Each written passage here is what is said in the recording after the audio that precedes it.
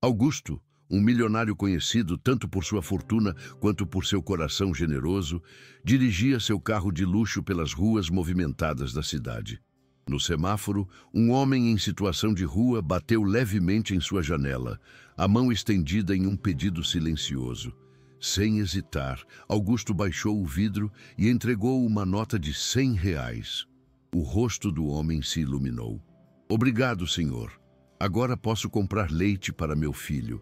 Augusto sorriu, mas ao seu lado, a expressão de sua esposa, Patrícia, era de puro desgosto. Assim que o carro arrancou, ela o confrontou, a voz fria como gelo. "Essa sua mania de dar dinheiro para essa gente. Quando você vai entender que quem vive na rua é porque escolheu esse caminho?" A discussão que se seguiu era um eco de muitas outras que já tiveram. Augusto respirou fundo, tentando manter a calma. "Meu amor, ninguém escolhe viver na miséria. Honestidade não tem classe social." Mas Patrícia estava irredutível, sua visão de mundo endurecida por uma dor que ela mantinha trancada a 7 chaves. "Você é ingênuo, Augusto. Ele vai direto para o bar comprar cachaça, não leite. Você abre a janela para qualquer um em uma cidade perigosa como essa. Um dia, um deles vai colocar uma arma aqui dentro e aí será tarde demais." Para ela, o mundo era um lugar hostil. E a compaixão, uma fraqueza perigosa que ela não podia mais se permitir sentir. A conversa foi interrompida quando estacionaram em frente a uma loja de grife. Ao sair, os olhos de Patrícia fixaram-se em um menino de uns 10 anos sentado sobre um papelão na calçada. Ele usava óculos escuros, grandes demais para seu rosto, e se movia com uma agilidade surpreendente para pegar uma moeda que caíra. Uma ideia brilhou em seus olhos. Ela voltou para o carro. "Quero te propor uma aposta", disse ela a Augusto. "Já que você acredita tanto na honestidade deles, vamos testá-la. Deixe sua carteira, cheia de dinheiro, cair perto daquele menino. Se ele devolver, eu nunca mais reclamo. Se não, você para." Com essa caridade de rua, Augusto, confiante na bondade que via no mundo, aceitou. Trato feito, uma aposta cruel, um teste de caráter e uma criança inocente no centro de tudo. A honestidade pode florescer onde menos se espera. Se você acredita na força do bem, inscreva-se no canal e curta este vídeo para descobrir o desfecho chocante desta história. O que Patrícia e Augusto não sabiam era que o menino na calçada era um fantasma de suas próprias vidas. O eco de uma dor que eles pensavam ter, enterrado há 10 anos. Em um quarto de hospital, a avó de Pedro, Marta, olhou para o neto recém-nascido e sentiu repulsa. A névoa branca que cobria os olhos do bebê não era, para ela, uma condição médica, mas uma mancha na linhagem perfeita da família. Com uma frieza cirúrgica, ela tomou uma decisão que alteraria 3 destinos para sempre. Subornou o médico, anunciou a morte do bebê para sua filha e genro devastados, e na calada da noite entregou o recém-nascido a um orfanato distante e esquecido. Pedro nasceu em berço de ouro, mas foi condenado a uma vida de miséria pela crueldade da mulher que deveria protegê-lo. Pedro cresceu em um mundo de sombras, aprendendo a ler o mundo não com os olhos, mas com os sons, os cheiros e a textura das coisas. O orfanato, com todas as suas dificuldades, foi o único lar que conheceu. Um refúgio frágil que desmoronou quando a falta de verbas o fechou, jogando-o ainda criança nas ruas impiedosas da cidade. A vida no asfalto era uma lição diária, de sobrevivência e humilhação. Era o dono de loja que o acordava com um balde de água fria, a mulher elegante que o xingava por tropeçar nela, a indiferença de milhares de rostos que passavam por ele como se ele não existisse. Ele não estava na rua por escolha, como Patrícia acreditava, mas como o resultado de uma corrente de crueldade que começou no dia em que nasceu. Apesar de um oceano de rejeição, a bondade no coração de Pedro permaneceu intacta. Sua bússola moral, forjada nos valores simples que aprendeu no orfanato, era inabalável. Para ele, a honestidade não era uma opção, era um princípio, a única riqueza que realmente possuía. Ele encontrava beleza onde ninguém mais via, na melodia distante de um músico de rua, no calor do sol em seu rosto, na gentileza rara de uma mão que lhe estendia uma moeda sem desprezo. Aquele menino, sentado sobre o papelão, era um pequeno farol de integridade em um mundo que só lhe oferecera escuridão. Era essa a verdade que Patrícia, em sua amargura, não conseguia enxergar, mas que a alma de Augusto, de alguma forma, pressentia. Augusto saiu do carro, a carteira de couro pesando em sua mão como um objeto de julgamento. Do banco do passageiro, Patrícia ergueu o celular. A lente fria da câmera pronta para capturar a prova de sua visão cínica do mundo. Ela não era uma espectadora. Era a diretora daquele pequeno e cruel teatro da verdade. Com passos firmes, Augusto passou ao lado de Pedro e, no momento exato, deixou a carteira cair no chão com um som abafado. Ele não olhou para trás, continuou andando, o coração apertado entre a esperança de estar certo e o medo de que sua esposa estivesse. O menino virou a cabeça na direção do som, suas mãos tateando o concreto até encontrarem o objeto. A armadilha estava armada. A câmera de Patrícia, implacável, registrou cada detalhe. O vídeo mostrava Pedro abrindo a carteira, seus dedos sentindo o volume das notas. Em um movimento rápido e discreto, quase imperceptível, ele retirou o dinheiro, guardou-o no bolso de seu short surrado, fechou a carteira agora vazia e a escondeu. Para o olho que não vê o coração, a cena era uma condenação. Era o ato de um ladrão experiente, eficiente em sua desonestidade. Augusto, olhando por cima do ombro, viu apenas que o menino continuava em seu lugar, imóvel, e sentiu um peso no estômago. A decepção era um gosto amargo em sua boca enquanto ele caminhava de volta para o carro, o silêncio da derrota já se instalando. Assim que Augusto fechou a porta, o sorriso triunfante de Patrícia iluminou o interior do carro. "Eu te avisei", disse ela, a voz gotejando superioridade. Ela lhe mostrou a gravação. Olhe, ele nem hesitou, sentiu o dinheiro e o pegou. É a natureza deles, Augusto. A pobreza é um defeito de caráter. O vídeo era a prova que ela queria, a validação de seu mundo sem esperança. Para ela, não havia outra interpretação possível. A imagem confirmava sua crença de que a compaixão era um convite para ser enganado e que a bondade, no fim das contas, era apenas a fantasia dos tolos. A aposta estava ganha e, com ela, o direito de moldar seu marido à sua imagem cínica. Augusto assistiu ao vídeo, a tristeza em seus olhos mais profunda do que a perda do dinheiro. Era a perda de uma pequena aposta em favor da humanidade. "Talvez você tenha razão", ele murmurou, a voz baixa e derrotada. Patrícia, vitoriosa, fez menção de sair do carro. "Vou recuperar seu dinheiro. Esse moleque não merece um centavo." Mas Augusto segurou. "Não", disse ele com uma firmeza surpreendente. "Deixe para lá. Não vamos humilhar uma criança por causa disso. É só dinheiro." Mesmo na aparente derrota, sua compaixão inata se recusou a morrer. Eles partiram, deixando para trás um menino que ambos agora acreditavam ser um ladrão, sem saber que o verdadeiro teste de honestidade ainda estava para acontecer longe de suas vistas. O carro de luxo partiu, deixando Pedro sozinho com o peso de uma fortuna que não era sua. O narrador, agora, seu cúmplice, revela a verdade que a câmera de Patrícia não pôde capturar. O menino guardou o dinheiro no bolso e a carteira em outro lugar por uma razão astuta, nascida da dura experiência das ruas. Era mais seguro. Se alguém tentasse roubá-lo, não levaria tudo de uma vez. Com o tesouro protegido, ele permaneceu sentado em seu papelão, imóvel. Sua estratégia era simples: esperar.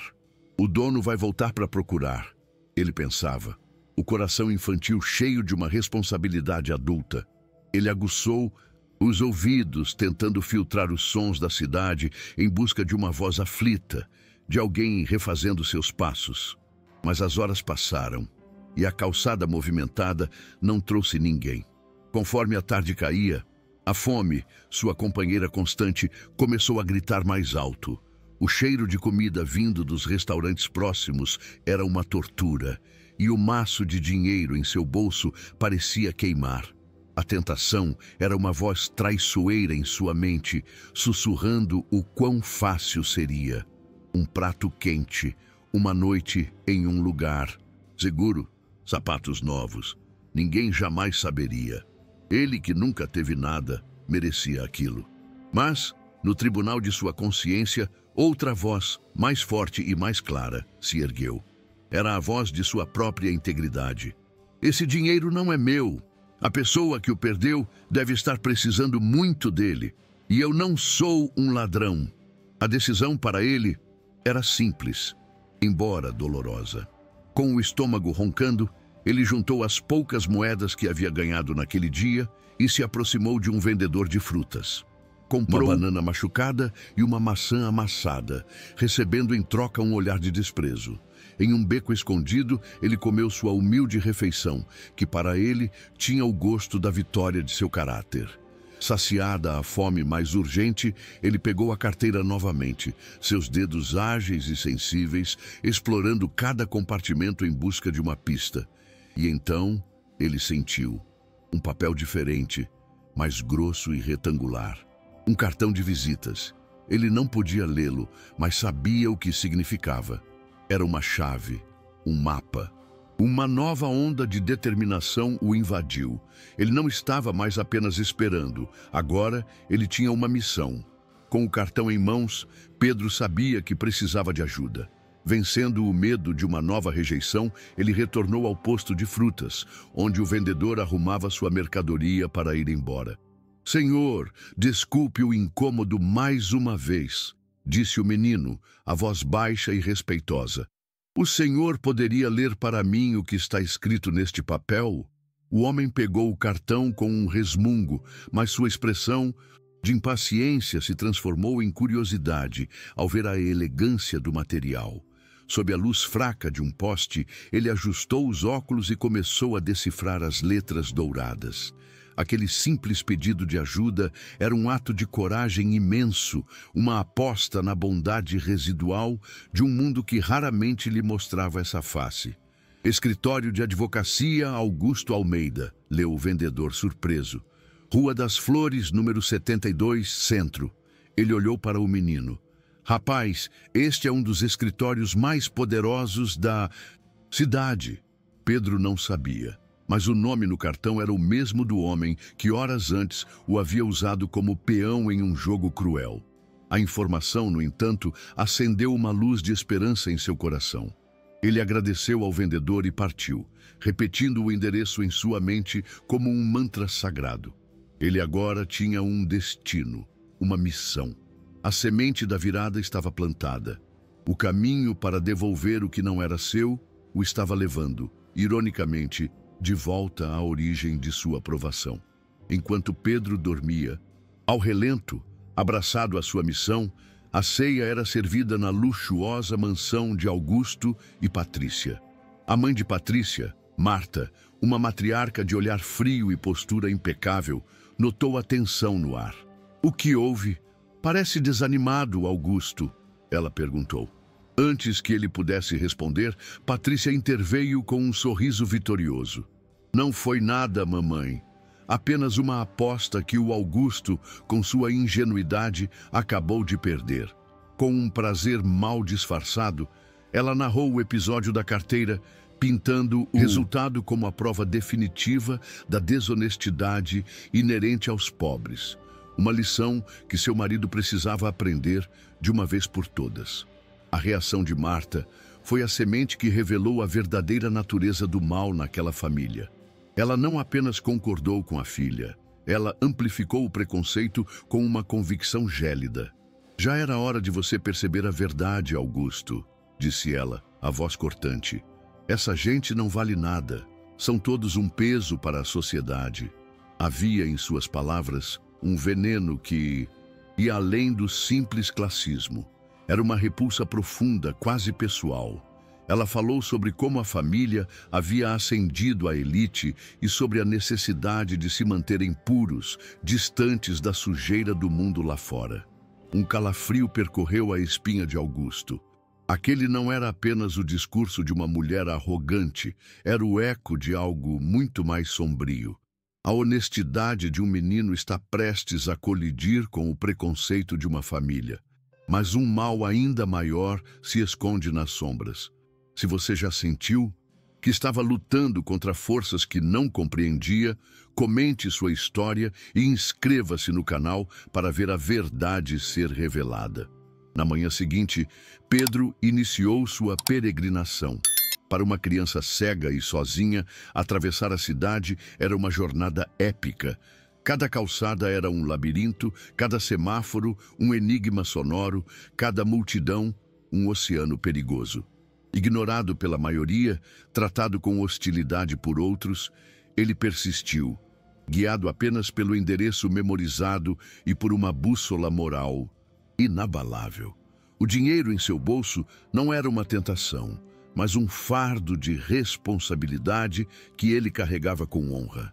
Aquela não era apenas uma caminhada, era um testemunho de seu caráter. A jornada de uma alma pura através de um mundo que insistia em julgá-lo pela escuridão de seus olhos, sem enxergar a luz de seu coração. Ao chegar ao imponente prédio de vidro, o alívio de Pedro durou pouco. Um segurança o interceptou com a brutalidade reservada aos indesejáveis. "O que um pivete como você faz aqui? Fora!" gritou o homem, agarrando-o pelo braço. No empurra-empurra, seus preciosos óculos escuros caíram no chão de mármore e foram esmagados sob a bota do guarda. Aquele som de vidro se quebrando foi o som de seu pequeno mundo de proteção se estilhaçando. E como se o destino tivesse escrito o roteiro, naquele exato instante, Augusto e Patrícia entraram no saguão. Eles se depararam com a cena. O menino no chão, o guarda triunfante. "O que está acontecendo aqui?" perguntou Patrícia, irritada com o alvoroço. O guarda soltou Pedro, que se ajoelhou para recolher os cacos de seus óculos, o choro preso na garganta. Movido por uma compaixão instantânea, Augusto se ajoelhou ao lado dele. E foi então que o mundo parou. Sem os óculos escuros, ele viu os olhos do menino pela primeira vez. A névoa branca e leitosa que cobria suas íris. A verdade o atingiu como um soco no estômago. Ele é cego. Patrícia, ao reconhecer o menino da aposta, também viu. Seu sorriso cínico do dia anterior se desfez, substituído por uma máscara de puro choque. O menino que ela filmou e condenou como um ladrão astuto mal podia enxergar. A crueldade de seu teste se revelou em toda a sua monstruosidade, e a vergonha começou a sufocá-la. Ainda soluçando, Pedro tirou a carteira do bolso. Ele a estendeu na direção da voz de Augusto. "Senhor, eu juro, eu não sou ladrão. Eu só vim devolver isto. Alguém deixou cair perto de mim ontem, mas como eu não enxergo, não vi quem foi." Augusto pegou a carteira a mão trêmula, abriu-a e viu que todo o dinheiro estava lá, intacto. O menino cego, que não tinha nada no mundo, havia enfrentado a cidade inteira para devolver uma fortuna a um estranho. A força daquela revelação, a pureza daquele ato, quebrou algo dentro de Augusto. Ele não conseguiu mais se sustentar. Ali, no chão de mármore de seu império, o milionário desabou, chorando como uma criança, despido de toda a sua riqueza, exceto pela lição de humanidade que acabara de receber. A honestidade de Pedro quebrou a armadura de Patrícia. A mulher cínica e fria desapareceu, dando lugar a uma força maternal que ela pensava ter morrido há muito tempo. Com uma gentileza assertiva, ela tomou as rédeas da situação. Acalmou o menino, comprou-lhe roupas novas e o levou para a melhor ótica da cidade, garantindo que os novos óculos fossem perfeitos. Depois, em um restaurante, observou-o comer com a voracidade de quem não conhecia o amanhã, e algo dentro dela se reconstruiu. Cada gesto de cuidado era um passo para longe da amargura que a consumiu por uma década. Aquele menino, com sua pureza, não havia apenas devolvido uma carteira. Ele estava, sem saber, devolvendo a ela sua própria humanidade perdida. Naquela noite, na mansão, Augusto encontrou Patrícia observando Pedro dormir no quarto de hóspedes. "É tão bom ver você assim de novo, meu amor", ele sussurrou. Com os olhos cheios de lágrimas, ela finalmente revelou a origem de sua dor e de sua transformação. "Eu não sei explicar, Augusto. É como se ele..." A voz dela falhou. Augusto, compreendendo o que ela não conseguia dizer, completou a frase, verbalizando o fantasma que assombrava o casamento deles. "Eu sei. Ele tem a idade que o nosso filho teria hoje." A revelação pairou no ar, conectando a compaixão de Augusto e o despertar de Patrícia, a ferida aberta da perda do bebê que lhes foi tirado no nascimento.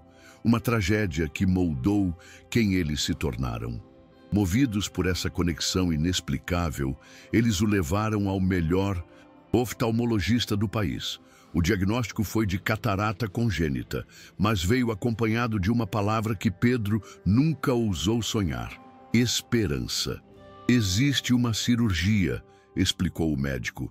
"Não posso prometer uma visão de 100%, mas sim, ele poderá ver." Para um menino que conhecia o mundo apenas através de sombras e sons, a promessa de ver o rosto de alguém, de ler uma palavra, era uma emoção avassaladora. As lágrimas que escorreram por seu rosto não eram de tristeza, mas de uma alegria pura e estonteante. Sem hesitar, Augusto e Patrícia garantiram que pagariam por todo o tratamento. Aquele menino não era mais um teste ou um ato de caridade. Ele era uma causa, uma missão. Naquela noite, sentindo uma onda de instintos maternais, Patrícia subiu ao sótão empoeirado, procurando alguma antiga manta de bebê para dar a Pedro. Em um baú esquecido, sua mão encontrou um pequeno diário de capa de couro.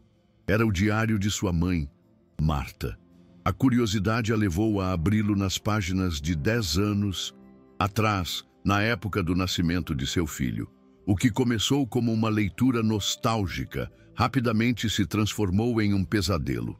As palavras de sua mãe, escritas com uma frieza calculista, descreviam não a dor da perda, mas o horror diante da imperfeição do neto. A cada linha, uma verdade monstruosa começava a tomar forma, e o ar do sótão se tornava rarefeito, pesado e sufocante. Patrícia caiu de joelhos no chão de madeira, o diário tremendo em suas mãos. As páginas revelavam o plano cruel em detalhes sórdidos, a mentira sobre a morte do bebê, o suborno ao médico e o ato final de entregar o próprio neto a um orfanato distante para que ele nunca mais fosse encontrado. As peças se encaixaram com uma clareza brutal. A idade de Pedro, sua cegueira congênita, a conexão visceral e inexplicável que sentiam por ele. Não era coincidência, era o destino corrigindo uma injustiça atroz. Um grito silencioso rasgou sua alma. O menino que dormia em seu quarto de hóspedes não era um órfão qualquer, que eles decidiram ajudar. Ele era seu filho, o filho por quem ela chorou por uma década. Com o diário na mão como uma arma da verdade, Patrícia e Augusto confrontaram Marta. Na suntuosa sala de estar, Patrícia leu em voz alta as palavras cruéis que sua própria mãe havia escrito, desmascarando a mentira que havia moldado sua vida por uma década. Encurralada por seu próprio crime, o corpo de Marta não suportou o peso da verdade. Ela desabou, vítima de um mal súbito, e em seus últimos suspiros, a confissão veio não de arrependimento, mas de puro ódio derrotado. A justiça não precisou de veneno. A verdade, por si só, foi letal. A matriarca que construiu seu mundo sobre uma base de crueldade foi consumida por sua própria escuridão, deixando para trás os destroços de uma família que ela tentou destruir. Correndo para o jardim, eles encontraram Pedro brincando, alheio ao terremoto que acabara de acontecer. Ajoelhando-se diante dele, Patrícia o abraçou com a força de 10 anos de saudade. Pedro, meu filho, nós somos seus pais, ela sussurrou, a voz embargada. Com lágrimas e palavras que curavam feridas antigas, eles lhe contaram toda a história. A mentira que os separou, o destino que os reuniu. Para o menino que nunca teve um lar, que nunca conheceu o toque de uma mãe, a revelação foi a reescrita de sua própria alma. O abraço que se seguiu foi o fim de uma década de luto e o início de uma vida inteira de amor, a peça perdida do quebra-cabeça familiar finalmente encaixada em seu devido lugar. Semanas depois, em um quarto de hospital, o milagre final aconteceu. O médico removeu as bandagens dos olhos de Pedro. A luz entrou, primeiro como um borrão, depois ganhando formas, cores, contornos. E a primeira imagem que seu cérebro registrou com clareza foi a dos rostos de Augusto e Patrícia, sorrindo para ele, banhados em lágrimas de alegria.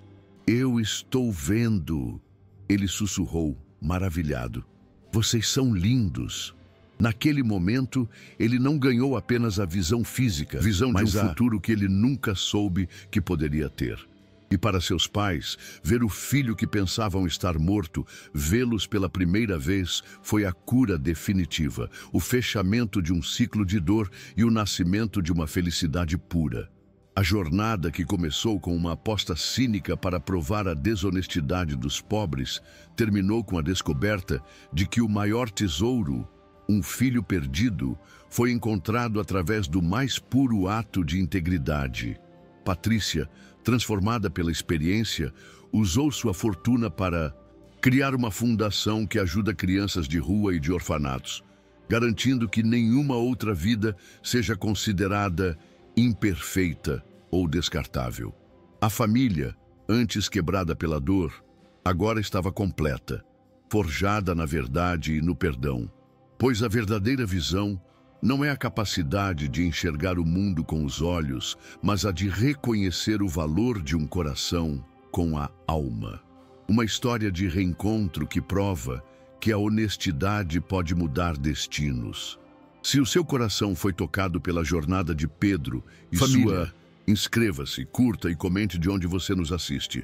Vamos espalhar a mensagem de que toda vida tem um valor inestimável.